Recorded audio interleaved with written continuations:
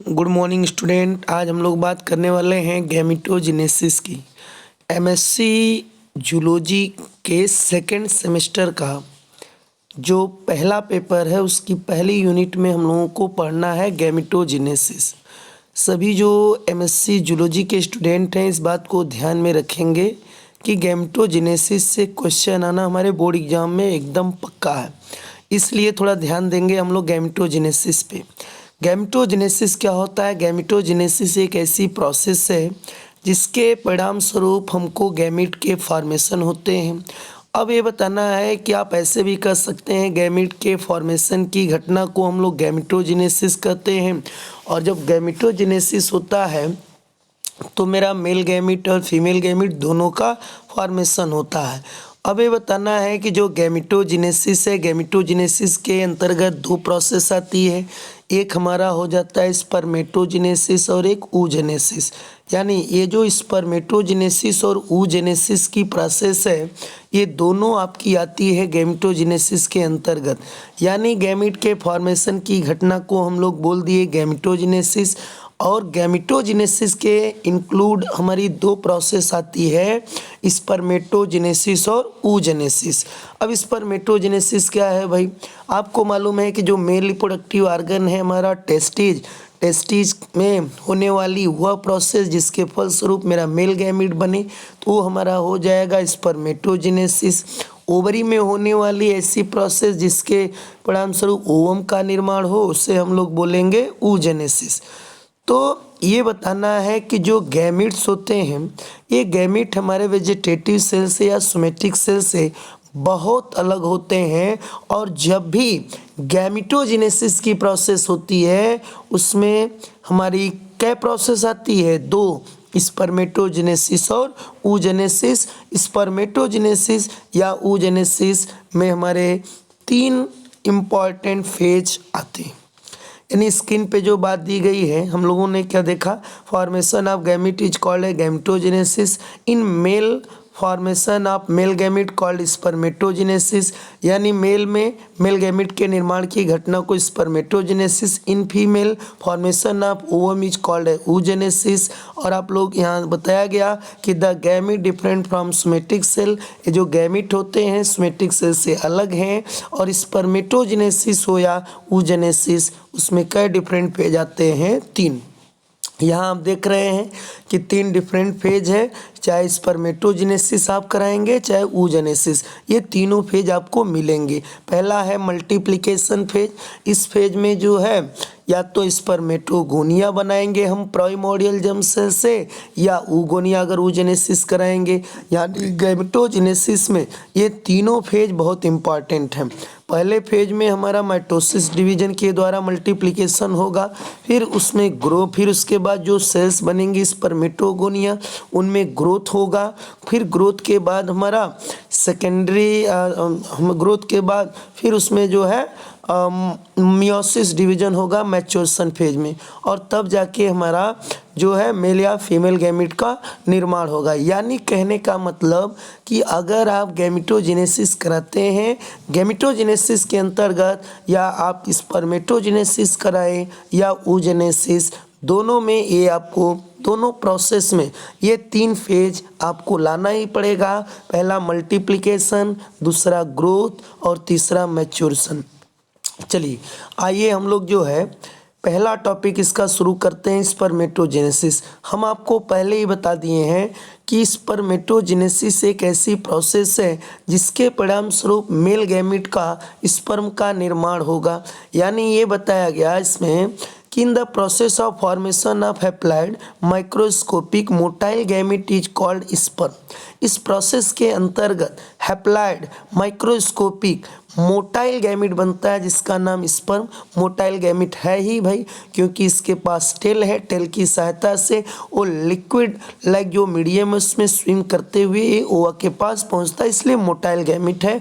और जितने भी स्पर्म होंगे सब हैप्लॉइड नेचर के होंगे। स्पर्मेटोजेनेसिस की प्रोसेस जो है ये टेस्टिज के सेमनीफेरस ट्यूबुल्स में होता है। और ये बताना है कि इसमें हम लोग क्या देखेंगे स्पर्मेटोजेनेसिस में कि जो हमारी सेमनीफेरस की जो ट्यूबुल्स हैं उसकी जो जर्मिनल इपीथेलियम है उसी में कुछ स्पेशल टाइप की सेल्स पाई जाती हैं और उसी में जब बार बार माइटोसिस डिवीजन होगा तब जाके जो है हमारा स्पर्मेटोगोनिया बनेगा, फिर प्राइमरी स्पर्मेटोसाइट्स, फिर सेकेंडरी स्पर्मेटोसाइट, फिर स्पर्मेटिड, और जब स्पर्मेटिड में मेटामॉर्फोसिस होगा तब जाके स्पर्म का फॉर्मेशन होगा। यानी हम लोग यही देखे थे कि भाई स्पर्मेटोजेनेसिस में भी कै फेज आएंगे, 3। इन प्रोसेस को हम 3 फेज में इजली बांट के हम जो है स्टूडेंटों को बताना चाहते हैं। पहला है मल्टीप्लिकेशन फेज। मल्टीप्लिकेशन फेज में आप देख ही रहे हैं कि जो प्राइमोर्डियल जर्म सेल है या प्राइमरी जर्म सेल, उसमें जब बार बार माइटोसिस डिवीजन होता है तो किसका फॉर्मेशन होगा? स्पर्मेटोगोनिया। प्राइमरी जो जर्म सेल है वो भी डिप्लॉयड नेचर की है और माइटोसिस ही न हो रहा है। तो जब माइटोसिस ही हो रहा है तो हमारी जो स्पर्मेटोगोनिया बनेंगी वो डिप्लॉयड ही होंगी, क्योंकि जब तक मियोसिस नहीं होगा डिप्लॉयड से हैप्लॉयड नहीं बन सकता। इसके बाद हमारा आता है ग्रोथ फेज। ग्रोथ फेज में हम लोग क्या देखते हैं भाई कि जो हम मल्टीप्लिकेशन करा के प्राइमरी जर्म सेल में हमने स्पर्मेटोगोनिया बनाया है, अब वो स्पर्मेटोगोनिया अपने साइज में इंक्रीज करेगा। अब आपको मालूम है कि अपने साइज में इंक्रीज कैसे करेगा? जब तक ये नर्सिंग सेल से नरिशमेंट नहीं लेगा तब तक वो ग्रोथ कैसे करेगा भाई?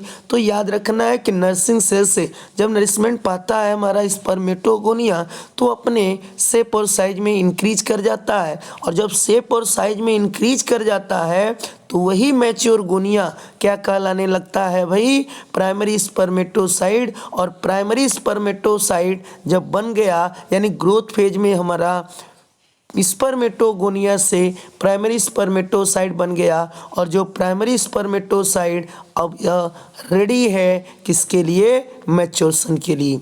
आप देख रहे हैं मैच्योरेशन फेज में क्या हो रहा है, प्रत्येक जो स्पर्मेटोसाइड्स हैं उसमें जो है मियोसिस डिवीजन होगा। आपको मालूम है कि मियोसिस डिवीजन में सेल का डिवीजन 2 बार होता है।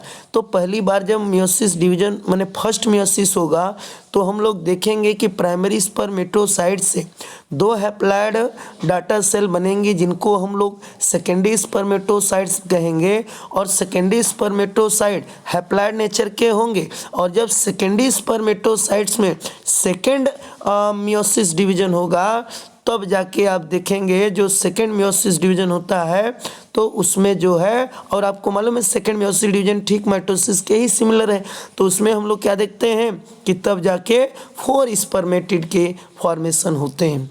और जब जो है अब यहाँ पे देखिए जब स्पर्मेटिड का फॉर्मेशन हो गया, 4 स्पर्मेटिड का जब निर्माण हो गया तो प्रत्येक स्पर्मेटिड से हम देखेंगे कि एक नए स्पर्म का फॉर्मेशन होगा।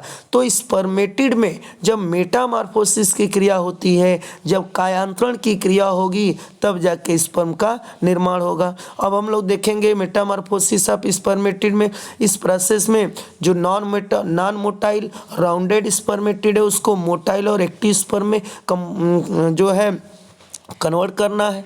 अब बताइए हमको तो स्पर्म चाहिए ना, स्पर्म तो मोटाइल होता है लेकिन स्पर्मेटिड तो नॉन मोटाइल है। इसका मतलब स्पर्मेटिड में कुछ चेंजेस लाने पड़ेंगे तब जाके जो है वो स्पर्मेटिड स्पर्म में बदलेगा। और ये बताना स्पर्मेटिड की अगर हम बात करें तो स्पर्मेटिड जो है मैच्योरेशन फेज में हम लोग यही देखते हैं कि उसमें बहुत सारे चेंजेस लाए जाते हैं, जैसे उसमें माइटोकॉन्ड्रिया पाई जाने लगती है, Golgi body, centriole haploid nucleus. और ये बताना है कि जो है स्पर्मेटिड से स्पर्म बनने की जो प्रोसेस है इसको हम लोग बोलते हैं स्पर्मियोजेनेसिस। कभी कभी जो है 1 नंबर के प्रश्न में ये सब बातें आ जाती हैं कि स्पर्मियोजेनेसिस क्या होता है। ये जो जब स्पर्मेटिड में मेटामॉर्फोसिस की क्रिया होती है और मेटामॉर्फोसिस के बाद जो है स्पर्म का निर्माण होता है तो उससे हम स्पर्मियोजेनेसिस कहते हैं। यानी स्पर्मियोजेनेसिस का मतलब ये हो गया कि जब स्पर्मेटिड में मेटामॉर्फोसिस होगा और जिसके जो है फलस्वरूप हमारा स्पर्म बनेगा तो ये घटना स्पर्मियोजेनेसिस। और जब स्पर्मियोजेनेसिस की प्रोसेस होती है स्पर्मेटिड में तो कौन कौन से चेंजेज आते हैं। हमारे न्यूक्लियस में चेंजेज आ जाते हैं, सेंट्रियोल में चेंजेज आ जाते हैं, माइटोकॉन्ड्रिया में चेंजेज आ जाते हैं, एक्रोसोम का फॉर्मेशन हो जाता है, साइटोप्लाज्म थोड़ा लॉस कर जाता है। तो ये सब काम होते हैं, तब जाके स्पर्मेटिड चेंज होता है स्पर्मेटोजोआ में, और जिस प्रोसेस को हम लोग स्पर्मियोजेनेसिस कहते हैं, और इस तरीके से हमारा स्पर्म का निर्माण हो जाता है। अब बात हमारी ये है कि देखिए भाई, जब भी स्पर्मियोजेनेसिस की प्रोसेस होती है या स्पर्मेटोजेनेसिस, ये आप देख रहे हैं कि ये टेस्टिज का जो है ट्रांसवर्स सेक्शन है। अब इसमें जो है कभी कभी इसका फिगर बनाने के लिए आ जाता है, तो वहाँ आप इसको इस ढंग से बना सकते हैं। इसके अलावा अगर आप इस बात को देखें, अगर इसको देखना चाहें, तो यहाँ पर इधर वाला जो है आप देखें कि प्राइमोर्डियल जो जर्म सेल है, प्राइमोर्डियल जर्म सेल में जब क्या होगा, मल्टीप्लिकेशन, और जब मल्टीप्लिकेशन होगा तो यहाँ माइटोसिस डिवीजन आप देख रहे हैं, और जब माइटोसिस डिवीजन होगा तो हमारी प्राइमरी स्पर्मेटोसाइट बनी थी। अब प्राइमरी स्पर्मेटोसाइट में जो है, अब बताइए देखिए यहाँ माइटोसिस डिवीजन हुआ तो पहले तो स्पर्मेटोगोनिया बना, स्पर्मेटोगोनिया में जब ग्रोथ हुआ तब जाके प्राइमरी स्पर्मेटोसाइट बना, और प्राइमरी स्पर्मेटोसाइट में जब मैच्योरेशन होने लगा, तो जब मियोसिस फर्स्ट हुआ तो हमारा सेकेंडरी स्पर्मेटोसाइट बना। यहाँ आप देख रहे हैं सेकेंडरी स्पर्मेटोसाइट बना, और जब सेकेंडरी स्पर्मेटोसाइट में सेकेंड मियोसिस हुआ तब जाके 4 स्पर्मेटिड का फॉर्मेशन हुआ, और जब 4 स्पर्मेटिड आप देख रहे हैं, प्रत्येक स्पर्मेटिड हैप्लॉइड है, और यही नॉन मोटाइल जो राउंडेड स्पर्मेटिड है, इसको हमने मेटामॉर्फोसिस करा के, स्पर्मियोजेनेसिस करा के इसको मैच्योर स्पर्म में हमने बदल दिया। तो ये घटना होती है हमारी स्पर्मेटोजेनेसिस की, ये घटना होती है हमारी किसकी भाई, स्पर्मेटोजेनेसिस। ये आप देख रहे हैं इधर हमारा सेमनीफेरस ट्यूबुल्स है, और उसी सेमनीफेरस ट्यूबुल्स का हमने यहाँ पे देख रहे हैं कि इसमें तमाम जो है स्पर्म जो है पाए जा रहे हैं, और स्पर्म का जो फॉर्मेशन हुआ है उसी प्रोसेस को हम लोग क्या बोलते हैं भाई, स्पर्मेटोजेनेसिस। इस तरीके से ये जो गैमेटोजेनेसिस की प्रोसेस थी, ये हमको मालूम हो गया कि हमने गैमेटोजेनेसिस में गैमीट का फॉर्मेशन करना था, और इसमें 2 प्रोसेस हो रही थी, पहला स्पर्मेटोजेनेसिस और दूसरा oogenesis। तो आज हम लोग बात किए हैं किस पे, स्पर्मेटोजेनेसिस पे। तो ये हमारा क्वेश्चन कंप्लीट होता है। फिर हम लोग मिलेंगे अगले टॉपिक पे जिसका नाम होगा oogenesis। मैं धीरे धीरे आपको सारा जो है टॉपिक्स जो भी आपके सेकेंड सेमेस्टर में है, एमएससी जूलॉजी के सेकेंड सेमेस्टर में जो नई शिक्षा नीति है उसके तहत जो सिलेबस है, मैं आपको सारा सिलसिलेवार तरीके से वीडियो अपलोड करने की कोशिश करूंगा। और थोड़ा इस गरीब के चैनल को आप लोग सब्सक्राइब करिए, और थोड़ा हमको भी आगे बढ़ाने के लिए प्रमोट करिए। तब तक के लिए धन्यवाद। फिर मिलेंगे हम अगले वीडियो के साथ।